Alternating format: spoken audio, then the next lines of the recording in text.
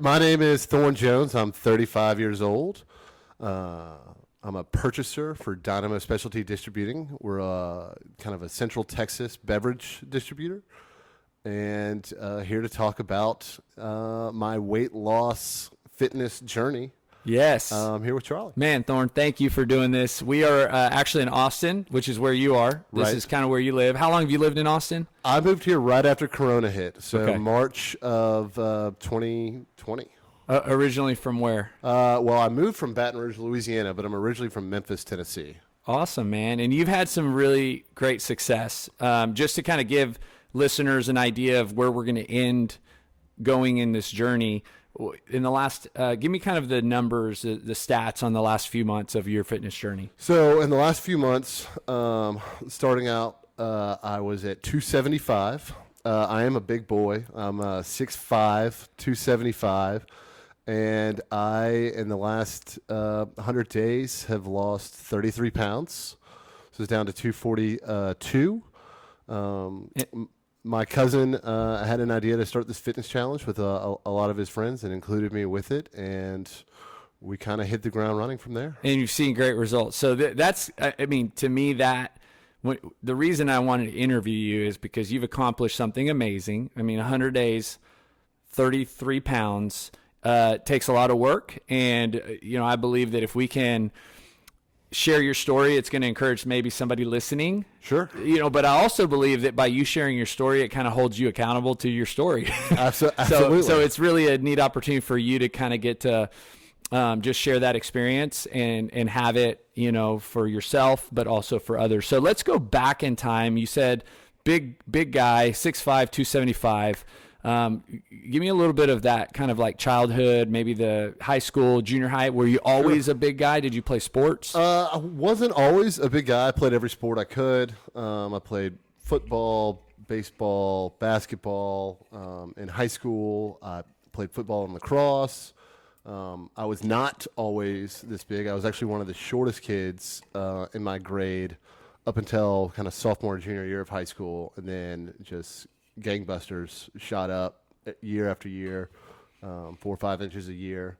I probably didn't stop growing until I was about 21, 22 when I hit the 6'5" mark. And would you say you were into working out, or was it? Not so much working out, but definitely into athletics. I probably wasn't in the gym as much, but I was on the basketball court or, playing home run derby with my friends or, flag football. I was always doing kind of something, but wasn't really gym oriented. Yeah. We had the football and lacrosse conditioning and stuff, but I could always celebrate when that was over and it was time to actually play. You enjoyed the game, I enjoyed the not game, the practice. not the practice. And I relate to that. I always tell people I didn't like working out at all. I really just enjoy the sport. Right. and that the working out was a means to the end, right? Absolutely. And so, so did you play college sports? No college ball. I did some rec league and stuff with the fraternity. But when would you say you started feeling like, if at all this was going through your head, I'm overweight? Like I can tell, like I'm a big guy. Like I'm. So I always just thought of myself as like a big guy. My dad was a big guy. I just kind of like that's how I just identified. I never thought of myself as overweight. I was like, yeah, I've got a beer belly, but I didn't really put too much focus on it. I wasn't shy about it. Like if, we're at the pool, the beach or the lake, I'm the first one with my shirt off jumping in the pool. I had no kind of worrying about body self-image or really any of that stuff until I got older, kind of early 30s. And it wasn't that I had like a body image issue. It was that it hurt when I did kind of these activities that I loved. I'd let myself go to the point where, like, if I wanted to go play basketball, like the next day my knee was swollen, and it just wasn't enjoyable for myself the way my body felt after doing some of the things that I loved. And how, and at early 30s, how much did you weigh at that time? Early 30s, probably in between 260. I probably bounced in between 260, 280. But it sounds like for the majority of your 20s and really up into this point, it wasn't a big deal. No, Like, I mean, so in college, I'd say 225, 230.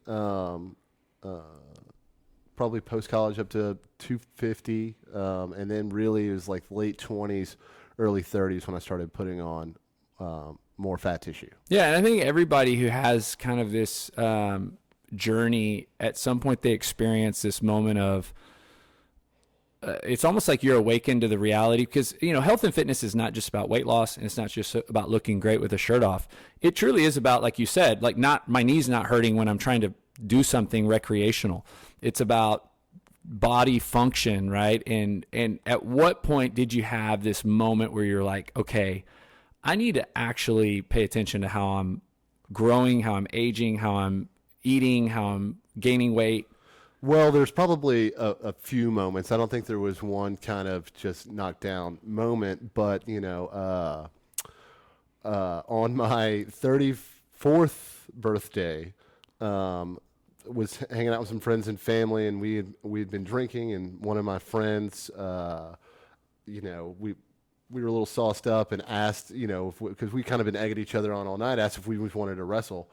And this guy's in a lot better shape than I am, and a lot stronger. And I woke up the next day, and my knee was killing me. It was swollen like a grapefruit, and my back hurt, and my arms hurt, and was hobbling all the next day. This is right. Sounds like you got beat up. I got beat up a little bit. He came up to me. It's 1 o'clock in the morning. He's like, "Do you want a Greco-Roman wrestler?" And I'm, "Let's do it." Like I'll because again, there's a lot of ego being. 6'5", and you're a big guy, and a big guy, and I was like, yeah, I don't care how good a shape you're in, I'm gonna kick your butt, and that did not go the way I wanted to. So that was definitely like kind of a gut check moment, where the next day I was like, God, it's the day after my birthday, and I feel terrible, feel awful, like, and I lost. It would have been a different story if I woke up, felt terrible, and I had won. So it was compounding factors, but that was probably a nice solid reminder, like maybe you should stretch, maybe you should work out, maybe you should watch what you eat. Did that lead to any action? It led to a little. I mean, I think there was definitely some health choices that were made that I ended up sliding back against. They kind of weren't things that I stuck to.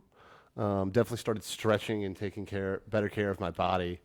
And eating a little less, but then again, I would still, if I wanted a number 2 from Wendy's, I'm going to go get a number 2 from Wendy's. If I was going to have if I wanted a Coca-Cola, I'm going to have a Coca-Cola.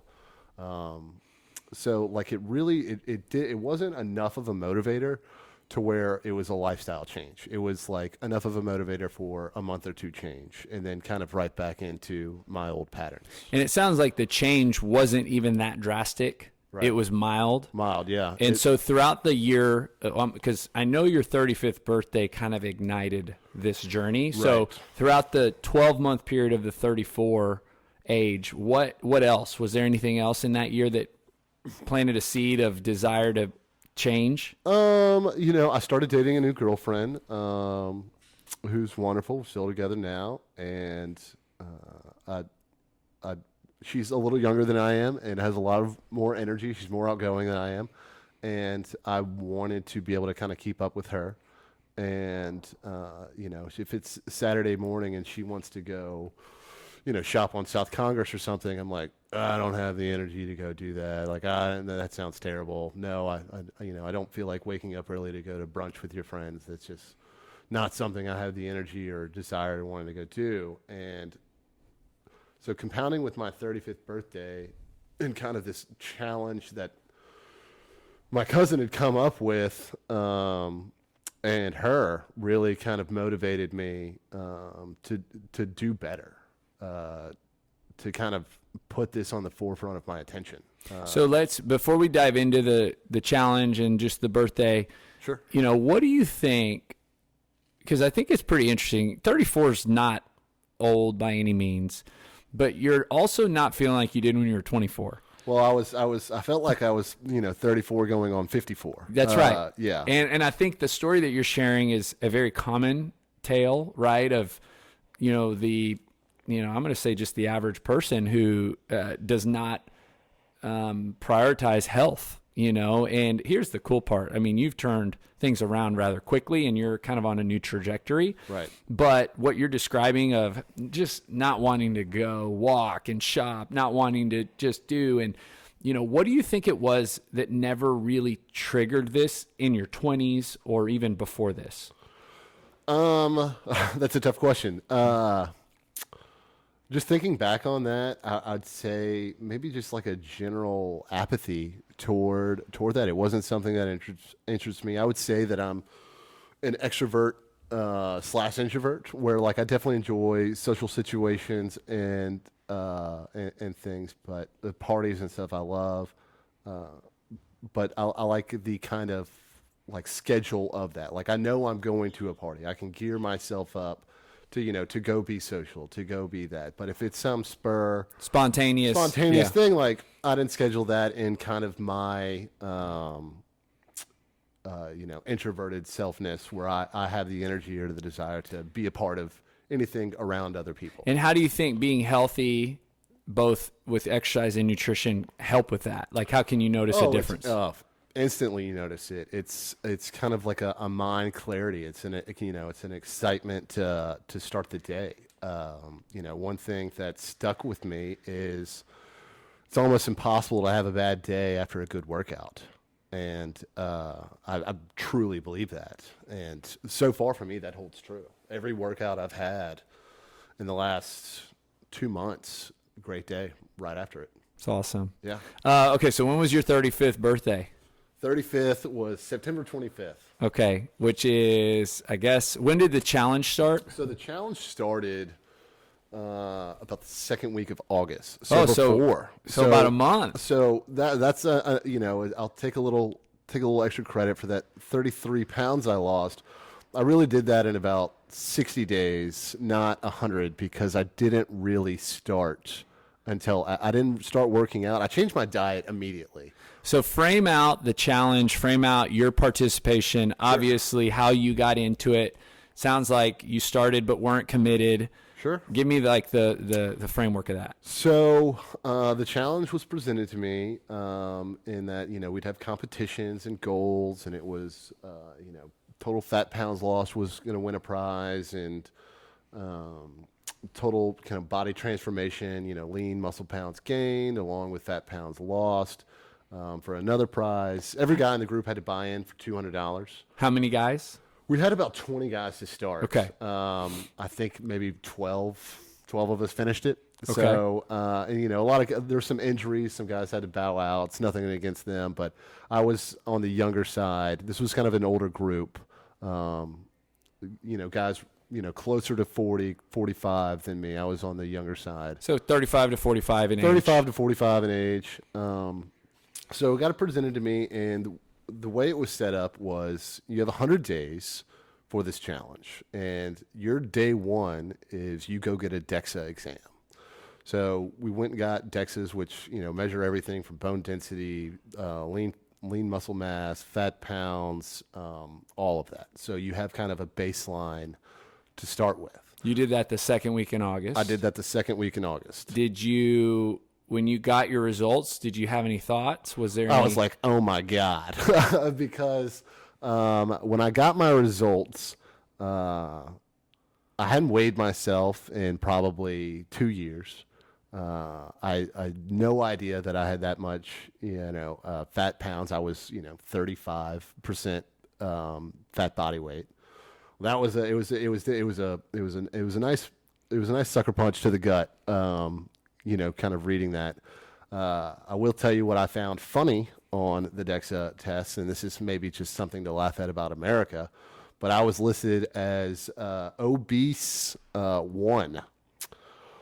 And if I had 35% body fat and, all of this fat, I was obese level 1. And that, made me think, what's level 2? What's level 3? What's going up there on that? But it was a shock. I was labeled obese for the first time in my life, and definitely not a good feeling, when you see that.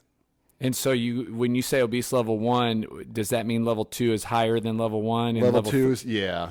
So and did they put you in percent categories? The doctor went over it with me. Very nice lady from the Austin Thyroid Clinic went over it with me, and I was for my height and build, I was on kind of the lower middle end of obese level 1. Got it. So I think if you're about 30% body fat, that's obese level 1. And if 36, 37 is obese level 2. So I was kind of right there in the middle of obese level 1. And what happened after that? Because it sounds like you didn't take action as much. I did not take action as much. The day 1 of this challenge, after getting the DEXA, I drastically changed my diet.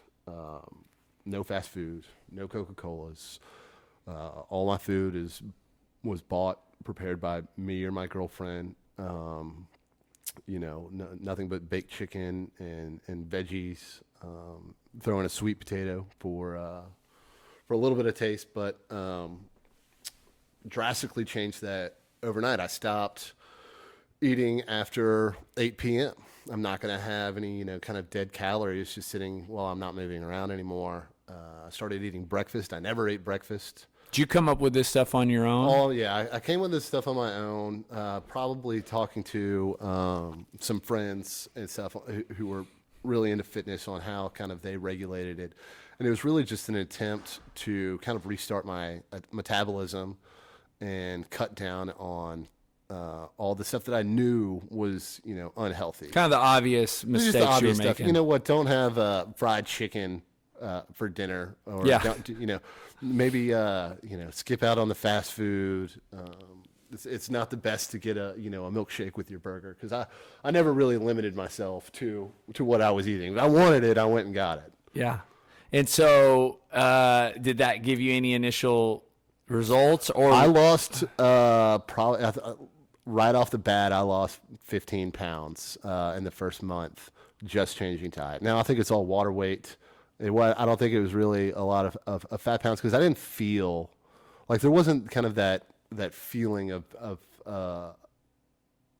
feeling healthier or whatever, or feeling leaner. I didn't feel like my pants fit better. How much did you weigh at the weigh-in at the DEXA on August? At the DEXA, 275. Okay. And then I feel like when we spoke was late September, because I was driving to Dallas, and you were, I think, at 262. Maybe somewhere. That's 260, yeah. 262. Yeah, that sounds right. But you hadn't really worked out. Hadn't really worked out. I'd played around in the gym. I didn't really have any. I'd go in there and do curls or something, or I'd go pick a new exercise and do that. But there was no strategy. There was no kind of set goals. There was no, I'm going to do 3 sets of this, I'm going to do 5 sets of this, I'm going to do 100 sit-ups. There wasn't any kind of regiment to it. It was just like, well, I'm doing something's better than nothing. Let me get in there and go get it, just sweat. Let me work out until I sweat, and then I'll go take a walk and then calm down. But I was doing that, twice a week before kind of my birthday, and not really seeing any, I lost 20 pounds, but I didn't go down a belt notch. I didn't, my clothes didn't fit any better. It was all water weight. It just didn't feel like it was real weight loss. It was something to be, it kept me, it definitely was a positive that it kept me motivated, because I loved, I was getting on the scale every day now. After the DEXA, I was getting on the scale every single morning. Every single morning I was weighing myself. I was keeping a chart. I wanted to, keep track of what was going on, and I loved seeing the numbers. Did you have a desire to win the challenge? That was from day one. I was like, I'm going to win this. Okay. Because when I talked to kind of the organizer of it, and I was like, all right, who are the other big boys? And he's like, well, you got this guy and you got this guy. So out of the 20 guys, there was about 4 or 5 big guys that could lose, 30 pounds. My brother's a skinny guy. He's about 200 pounds.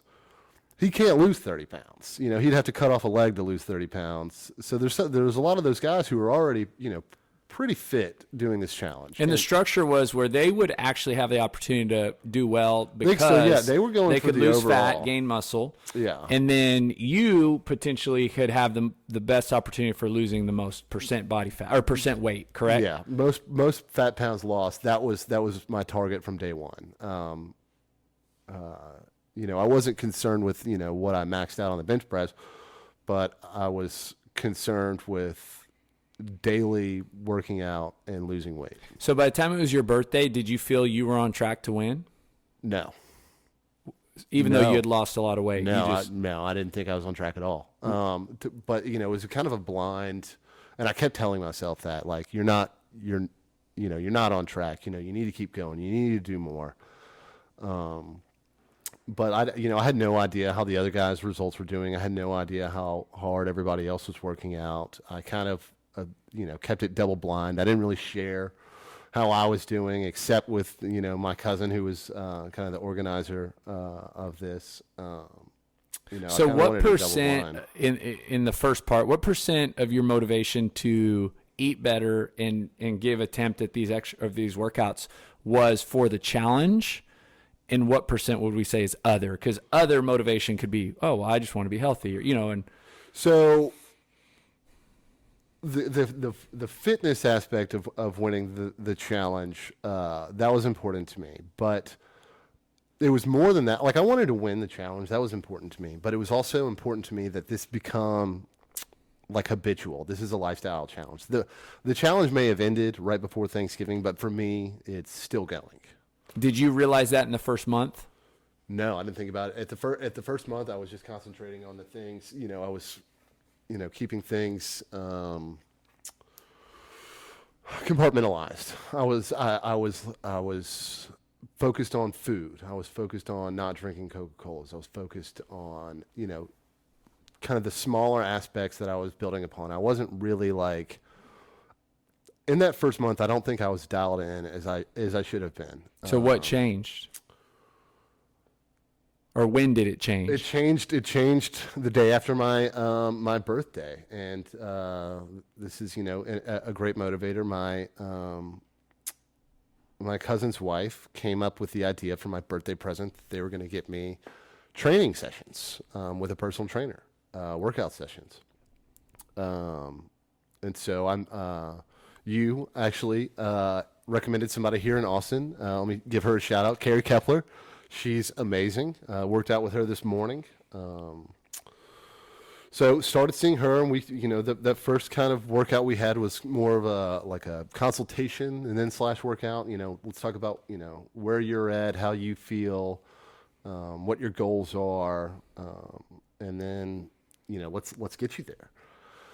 So Carrie was great, and so that was a big push. And Carrie oozes out motivation and energy and positivity. Right, she's an awesome coach. And had you ever had a personal trainer before this? I mean, not unless you count like a sports coach in high school. Right. Yeah. So no, never had something like that. Yeah. So what would you say you value in that service or that relationship now?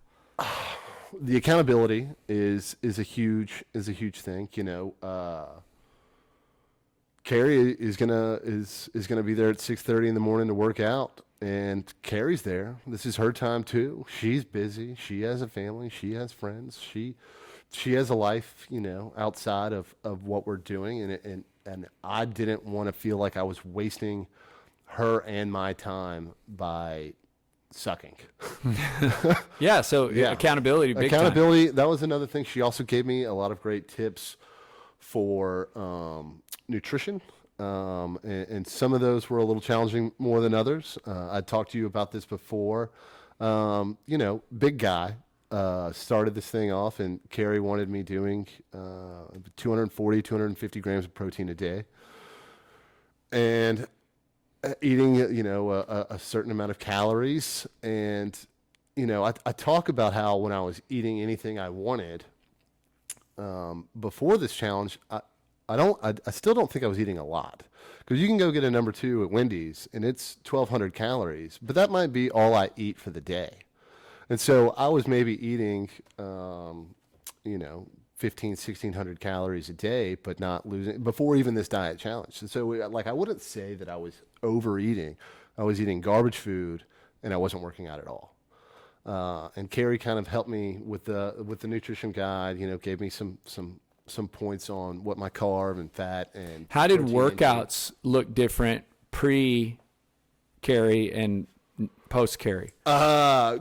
Very drastically different. There was structure. There was, targeted zones that we were hitting every day. We're going to start off, hips and back, and then we're going to go to arms and back, and then we're going to do core. And it was, we're going to do 3 exercises that are in this zone of your body. And then we're going to do 3 after that. And Carrie Kepler, she's the owner of Central CrossFit here in Austin, and it's very motivated. It's very like, on to the next exercise, on to the next exercise, where when I was working out before, I might do like a set of curls and then change what song I was listening to and grab a water and then, I don't know, look at a bird fly by outside and take my time, check a text or an email or something. With her, it's like, phone down, we're going to do 3 exercises back to back,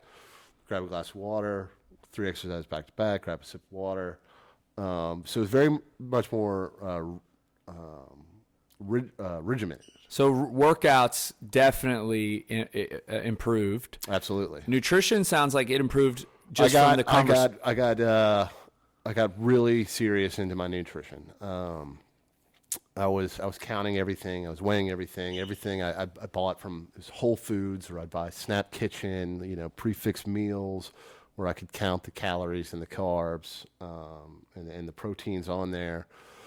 Started doing protein shakes. I never drank a protein shake in my life before this challenge. Never, never did that. Eating breakfasts, kind of setting myself up to where after I felt good before the workout, after the workout, and the next day after the workout. And nutrition is a huge part of that.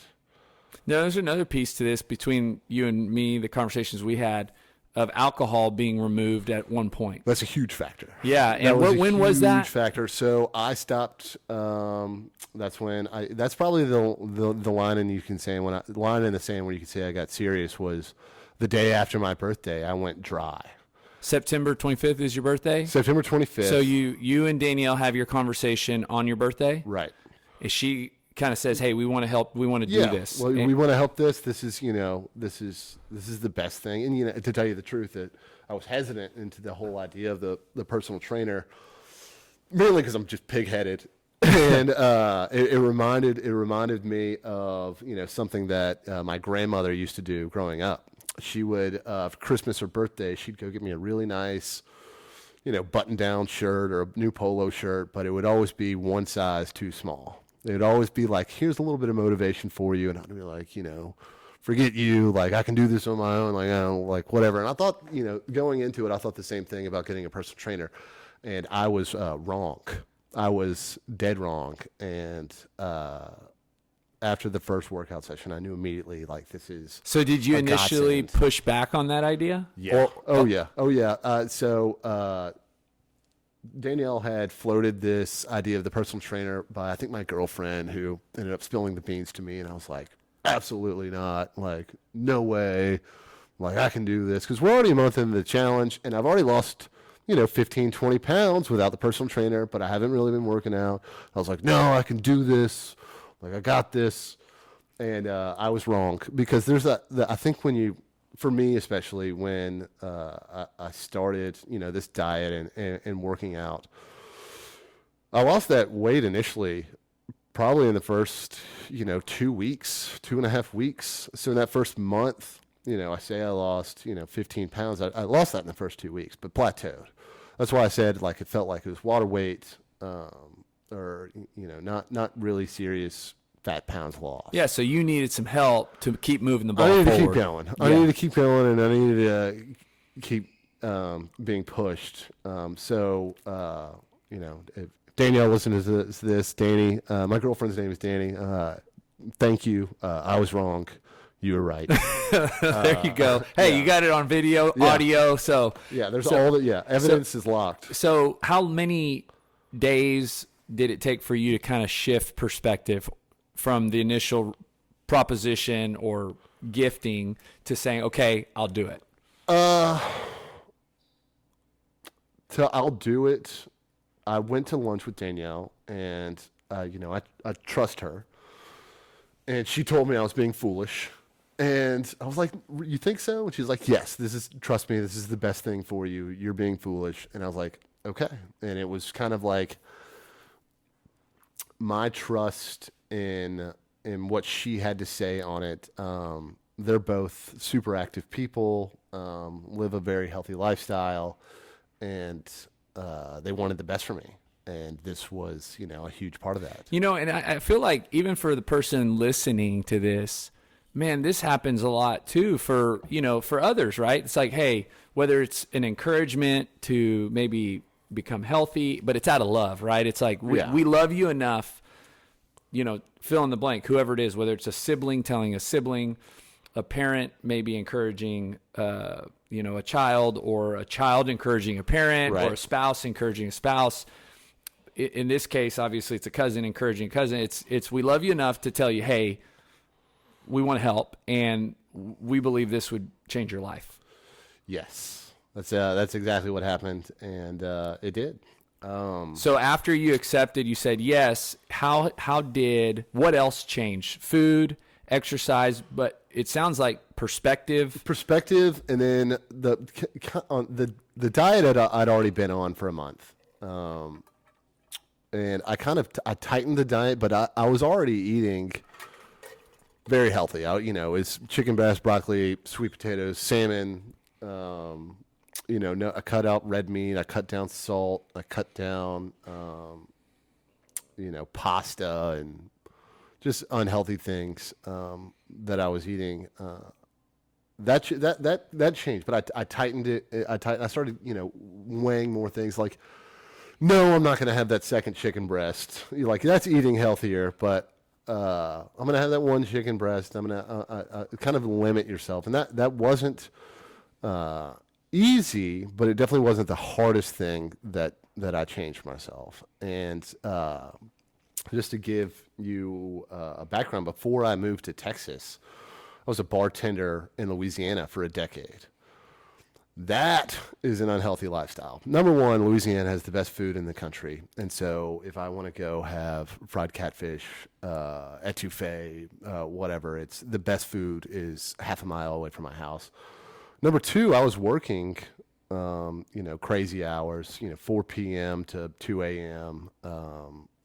Regularly. And, I might eat right before my shift at 4 o'clock in the afternoon, and then the rest of my calorie intake that night is whiskey.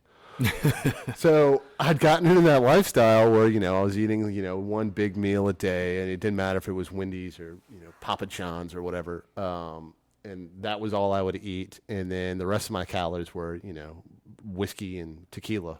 Might throw in a beer every now and then just to wash it down.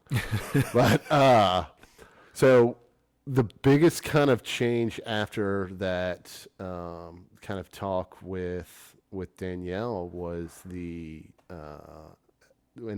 accepting the trainer was dropping the alcohol. Was that your idea? Yes, it was. There are definitely some outside motivating factors, but I think if you're going to do that, whatever the outside factors are, it has to be your decision to do, because that's something that you can cheat. That's an easy cheat. That's if alcohol is everywhere. It's easily accessible. You can go get it anytime you want. I live alone. There's no accountability on that side, except for what I'm doing. So if I wanted to, drink on the nights where my girlfriend wasn't spending the night with me, nobody would be the wiser, but I would now. So, and that was tough. I was drinking a lot. I was drinking way more than I should. I'd gotten, big guys, 6'5", 270 pounds, bartender in Louisiana for a decade. I could drink with the best of them and put them to shame. How hard was it to stop? So to stop, Like in that first week after your birthday? That first week for me, and I think it's different for a lot of people, that first week was a breeze. Okay. The first week was a breeze. Just like when I quit drinking Coca-Colas and quit eating fast food. A number 2 from Wendy's, my favorite thing of all time. And that stuff was easy. That was the first week. Now, after a month of not drinking Coca-Colas and Wendy's, I didn't want a Coca-Cola. I didn't want Wendy's. After a month of not drinking, I still wanted a drink. Like I still wanted a glass of wine. I still wanted, 4 fingers of scotch. I still wanted to take a tequila shot with the boys. Still wanted to. And again, that's a big part of that had really nothing to do with a challenge for me, but kind of a lifestyle change. I'm not going to drink every night. I'm not going to drink 5 nights a week. If there's I didn't go, cold turkey for life. And I knew for me, that would be kind of maybe a challenge to revisit. But yeah, your commitment was till the end of the challenge. Till the end so of the you challenge. had about 2 months. I had 2 months to go, and I went to 2 months. And speak to that a little bit of what you felt how it impacted your results, but how it also impacted you personally. So with the dropping on alcohol, it takes your body like a little used to not having it. And so that first week was a little tough because like my sleep schedule's ruined. Couldn't fall asleep, wasn't getting good sleep, was waking up all the time. So that made it a little more difficult for those first workouts that I started doing with Carrie. After that first week, my body started to kind of regulate itself a little better, where I, was waking up feeling more refreshed, woke up with energy. So I was a little bit more gung-ho into starting that workout, starting it right, not waking up, 5 minutes before the workout and chugging a glass of water and going, but, waking up earlier, having a protein shake, a little something to eat, just kind of waking up clear-minded on what steps I needed to take to get the most out of my workout. And not just do the workout, but get the most out of the workout. So noticeable difference from the way you felt in the morning compared to how it was before. Absolutely. Mm-hmm. Half of those mornings I'd wake up and I was probably still, I wouldn't say hungover, but still feeling real good from the night before. I've never, been a guy who was, had that hangovers or something. I always just kind of woke up feeling good, sometimes a little too good after a long night of drinking. But it made like the dread or the anxiety after about a week of not drinking, the dread of getting myself out of bed to go do these workouts, that went away. So I woke up feeling really just like enthusiastic. Talked about that earlier where I, didn't want to go do, these things with my girlfriend. That doesn't interest me at all. It was the same thing, same way I felt about, working out in the morning. That sounds terrible. I can get another hour of sleep. My bed is very comfortable. I can stay in there as long as possible. I will. But definitely after that first week, a lot more, I was already very motivated, because I knew I kind of needed this change. I knew I wanted it. I knew I wanted to get the most out of it. I didn't want to waste my time. I didn't want to waste Carrie's time. Wanted to hop into it. But after that first week is when I was like, let's fucking go. Yeah. Let's get this. Yeah. You were very motivated. Very, very motivated. So you go through the next 60 days, and I guess you lost another 18 pounds. Would that be accurate? 18 pounds. Steadily? So yes and no. Because what I was doing is, because again, I was on the scale every morning, there was like a 2-week stretch where I maybe lost 2 pounds. Didn't lose a lot of weight at all. I would look at myself at the scale, but in reality, I was losing fat and gaining muscle. And that first kind of week or two, I was like pissed off. I was like, I'm working out, 3 times a week in the morning, 2 times a week at night. Like I'm doing everything I can. I'm sitting in the sauna. I'm, swimming in the pool. I'm in the gym, and I'm not seeing that number go down. And then I looked at my belt, and I was like, well, that's where I was. And now I'm 2 notches down on that. My pants, fit better. I have a lot more energy. It was frustrating because I didn't see it right away or didn't realize it. But then once I did, I was like, I'm doing exactly what I need to be doing. And that right there is typically why people stop, is because it's frustrating, right? Yeah. You're putting forth, what in your mind is 100% commitment, 100% effort, and you're not getting that return in your mind. Right. And so for you, at what stage were you just okay with whatever it was giving you? Like where it was like, okay, I'm not dependent on the scale. I'm not dependent on I'm just going to keep putting in. Well, I'm not going to say I was okay. I was pissed. I was pissed off, and I wasn't on the mindset of, well, this isn't working. I'm not going to do this anymore. I'm like, no, I'm going to eat less, and I'm going to add another workout this week. I'm not going to, I think the last like 2-3 weeks of that challenge, aside from maybe 1 or 2 meals, I was like, it's 1 chicken breast and half a head of broccoli. That's what this meal is. That's what the next meal is. That's what I got. And I made the mistake of telling Carrie this. I walked into the gym and I was like, we've got 3-4 weeks left of this challenge. It's time to get militant.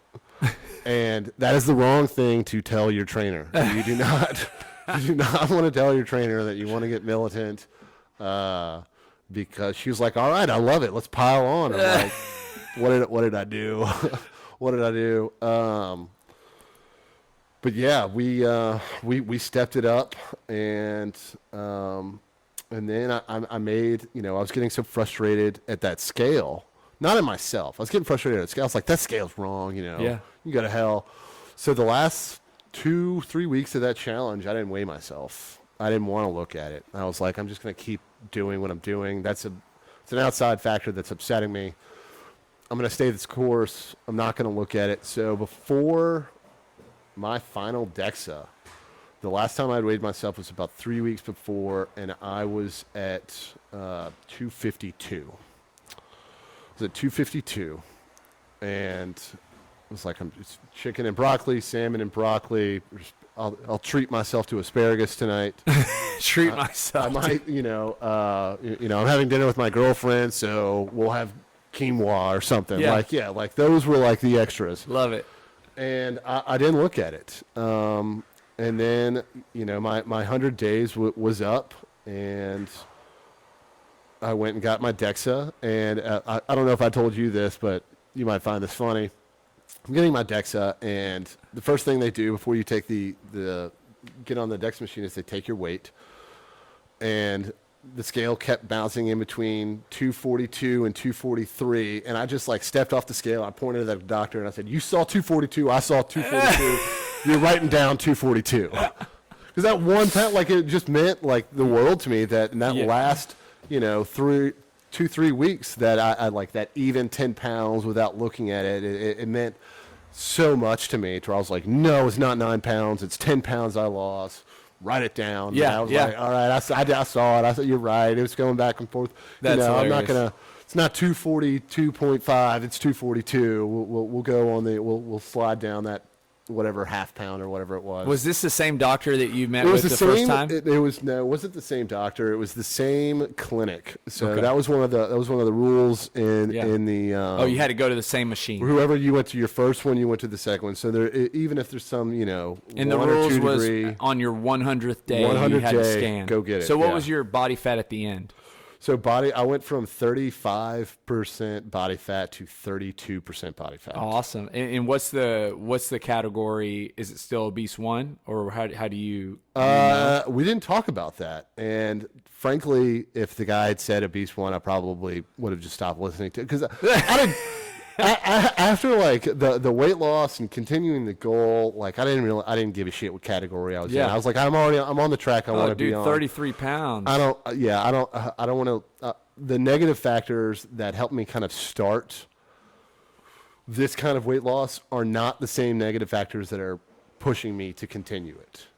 Can you expand on that a little bit? Absolutely. Well, you asked if the obese on the chart was something I looked at. I didn't even read it. Didn't ask. Didn't look for it. I was looking at, when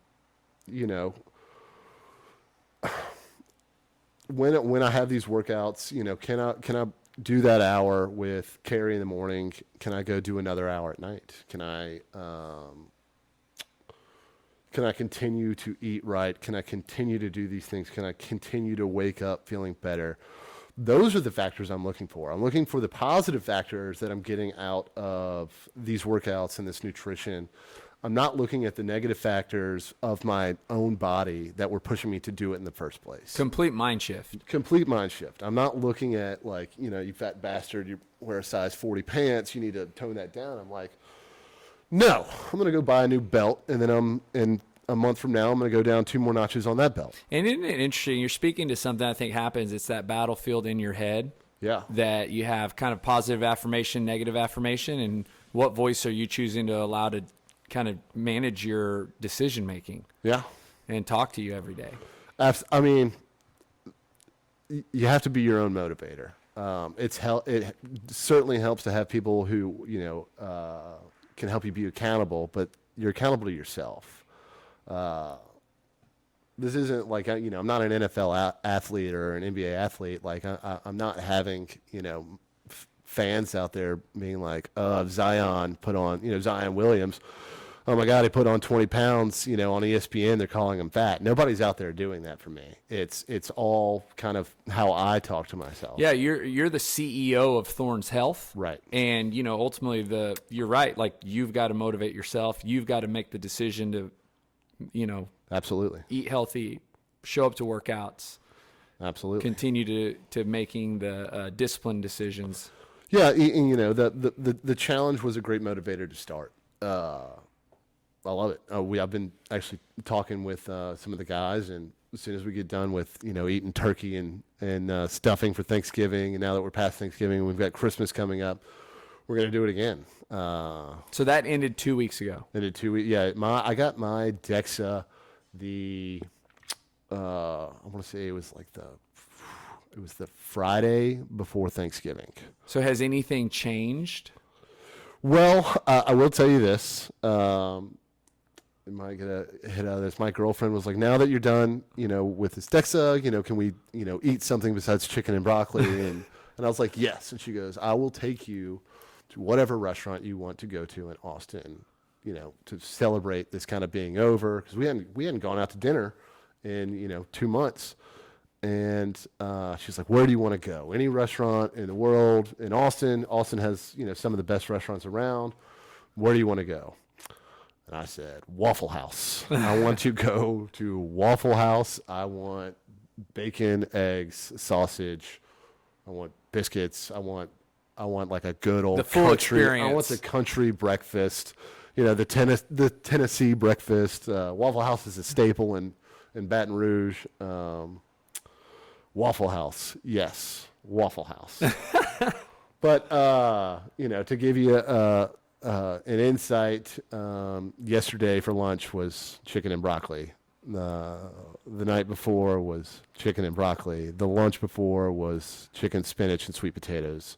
So I definitely rewarded myself with some white trash bash food, but went right back into had a few unhealthy meals. Not gonna lie, had a few favorites. Haven't had any fast food other than grilled chicken and side salad from Chick-fil-A. That was that was like another guilty pleasure. I'll go get the grilled chicken and a side salad from Chick-fil-A. I'm not getting the the fried chicken nuggets and the drenching them in barbecue sauce. But I think that was, you know, like if I wanted to go pick up lunch for my girlfriend, I knew what she wanted from Chick-fil-A, but I can share that with her, but also eat healthy. Yeah. So as you kind of move forward, you guys mentioned having a challenge in January, potentially after the holidays. Do you already have some goals in mind? Like, do you have a place that you want to be? I do have some. I mean, I have some goals in between now and the challenge. Yeah. So the challenge, I got down to 243. I weighed myself yesterday or the day before, and I was at 245. Okay. So I don't know if that was just water intake or I'd had some alcohol or something, or the Waffle House probably added 1 or 2 of those pounds. But I was at 245. The goal for Christmas is 235. And I actually talked to Carrie today, and she's like, you know, what's the goal? What's your option? Like, forget a challenge. Forget where do you see yourself a healthy weight? And I was like, again, you know, 6'5". I'm a big guy, big frame. I'm happy with 220, 215. So 235 by Christmas. March 1st, March 15th, when this other challenge is, I'll be very upset if I'm not 220. Love it. Yeah. That's awesome, man. Thorn, such a, I mean, all-encompassing motivational story. Hearing, too, how your mind shifted from early in that challenge to later in the challenge. It sounds like you're so much more. It was exactly what you needed, probably. Yeah. But it sounds like even whether, you know, inserting Carrie into your life, inserting the conversation with Danielle, inserting the commitment to no alcohol for the remainder of the challenge, all these little steps that, you know, you sound very committed and you know, confident of being at this 215, 220, which if you do the math going back to 275, that's a 60 plus pound transformation in a year. Charlie, 2023, my birthday, I'm going to look like you. I believe it, man. Yeah, You're going to be better. We're going for it. I'm going to cut from marble. That's awesome, bro. Yeah, definitely, you know, shout out to Danielle and Doss and Carrie and you. You know, we talked every Friday, just kind of a catch up, little 20-minute conversations, you know, how the week's going. Thank you so much for that. Oh, man, absolutely. Great motivator. Carrie, especially, you know, those early mornings aren't, you know, fun. But it's amazing how good you feel after a good workout. Like, you know, this morning it's cold outside. It's very warm in my bed. Like, but you know, let's stick to it. You know, set goals for yourself, stick to it. And I felt way better after this workout than I did before, and the same is true for every workout. And I still believe it's almost impossible to have a hard day after a great workout. Well, and this is a great segue to the last question, because the title of the podcast is Building Better People. Right. And that's really our core purpose, our mission at BoomFit, is we believe that when somebody comes into the gym, that we're actually introducing them to this activity, we'll call it working out, right? That's going to help them become a better version of themselves. And although you don't train with us, you're training with Carrie. So the idea is, in my mind, universal, right? Whether you train anywhere, it doesn't even have to be at a gym. Just you making the initiative and the effort to exercise is going to make you a better version of yourself, is the concept behind building better people. So my last question is, how's that true? And you're touching on that. You've touched on it in the entire podcast, but how has Thorn become a better version of himself since August? Cutting deep, Charlie. That's a really good question. 100%. You know, forget about the pounds lost or you know, the working out. I think there's a positive mental attitude that you get after working out and having a workout regimen. You know, it's like a switch that turns on, and it's positive. I am excited. I do want to go do these things that I would have no way wanted to do before.